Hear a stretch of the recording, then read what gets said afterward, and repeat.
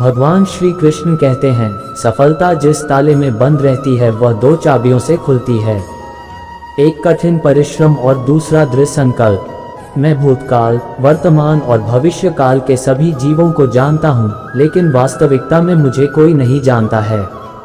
जो दान कर्तव्य समझकर बिना किसी संकोच के किसी जरूरतमंद व्यक्ति को दिया जाए वह सात्विक माना जाता है। जो पुरुष सुख तथा दुख में विचलित नहीं होता और इन दोनों में संभाव रहता है वह निश्चित रूप से मुक्ति के योग्य है। कर्म वह फसल है जिसे इंसान को हर हाल में काटना ही पड़ता है, इसलिए हमेशा अच्छे बीज बोए ताकि फसल अच्छी हो। जो लोग भक्ति में श्रद्धा नहीं रखते वे मुझे पा नहीं सकते, अतः वे इस दुनिया में जन्म मृत्यु के रास्ते पर वापस आते रहते हैं। मैं धरती की मधुर सुगंध हूँ, मैं अग्नि की ऊष्मा हूँ, सभी जीवित प्राणियों का जीवन और सन्यासियों का आत्मसंयम भी मैं ही हूँ।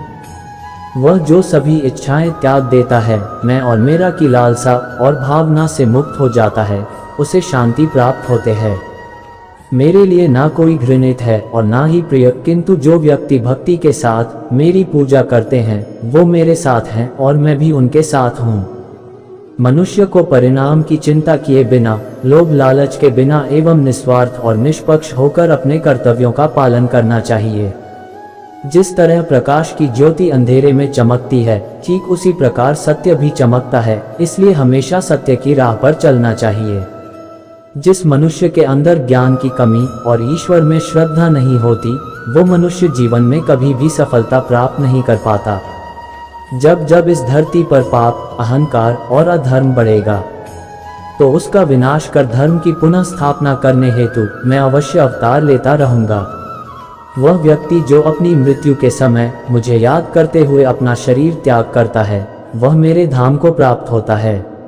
जन्म लेने वाले के लिए मृत्यु उतनी ही निश्चित है जितना कि मृत होने वाले के लिए जन्म लेना। जो होने वाला है वह होकर ही रहता है और जो नहीं होने वाला वह कभी नहीं होता। अच्छे कर्म करने के बावजूद भी लोग केवल आपकी बुराइयां ही याद रखेंगे, इसलिए लोग क्या कहते हैं इस पर ध्यान मत दो, तुम अपना कर्म करते रहो।